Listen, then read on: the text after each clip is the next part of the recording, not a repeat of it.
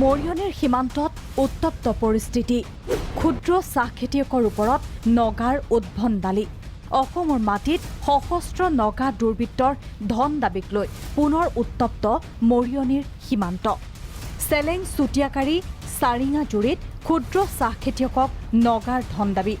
বাগিচাৰ কাম কৰি থকা সময়তে অস্ত্ৰ শস্ত্ৰৰে সুসজ্জিত হৈ সামৰিক পোছাকত অহা নগা দুৰ্বৃত্তই ৫জনকৈ ক্ষুদ্ৰ চাহ খেতিয়কক ধন দাবী কৰে দাবী কৰা ধন শীঘ্ৰে প্ৰদান নকৰিলে হত্যাৰ ভাবুকিও দিয়ে আনকি নগা দুৰ্বৃত্তই তিৰুহিলছত শিবিৰ পাতি খেতিয়কৰ নামৰ তালিকাও প্ৰস্তুত কৰিছে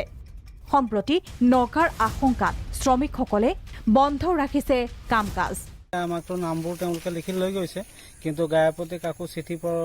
দিয়া নাই তেওঁলোকে এটা ধন দাবী কৰিছে ধন দাবী কৰাৰ কথাটো হৈছে নাম লিষ্টটো কৰি লৈ গৈছে তেওঁলোকে কাক কাক দিয়ে সেই কথাটো আমি তেওঁলোকে জ্ঞাত হোৱা নাই কাইলে কি হ'ব কোনো ক'ব নোৱাৰে কাৰণ আগতো এনেকুৱা এটা ঘটনা আমাৰ এই অঞ্চলত হৈ গৈছে কাৰণ নগা লোকসকলে আহি পেলাই আমাৰ অসমৰ চাহ বাগিচাৰে লোক এজনক ভৰিত গুলি মাৰি গুচি গৈছিলে তাৰ বিষয়ে একো আলোচনাও নহ'ল আমি চিন্তাত পৰি গৈছোঁ কাৰণ শ্ৰমিকসকলক আমি বলেৰে লৈ গ'লোঁ কিজানি কালি কিবা এটা হৈ গ'লে তেওঁলোকৰ শ্ৰমিকসকলৰ ক্ষতিপূৰণ আমি দিবলৈতো আমাৰ ইমানটো সাধ্য নাই আমি দিছোঁ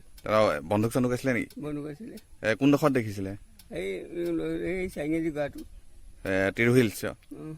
ক'ত হয় তিৰুহিলছ পূৰ্বে দাবী কৰা ধন নিদিয়াৰ বাবে বাগিচাৰ মেনেজাৰলৈ কৰিছিল গুলীবৰ্ষণ উল্লেখযোগ্য যে অসম নাগালেণ্ড সীমান্তত অসমৰ মাটিত থকা কেইবাখনো চাহ বাগিচাই নগাক বাৰ্ষিক কৰ আদায় দি আহিছে মৰিয়নিৰ পৰা নিত্যানন্দ দাস প্ৰাগ নিউজ।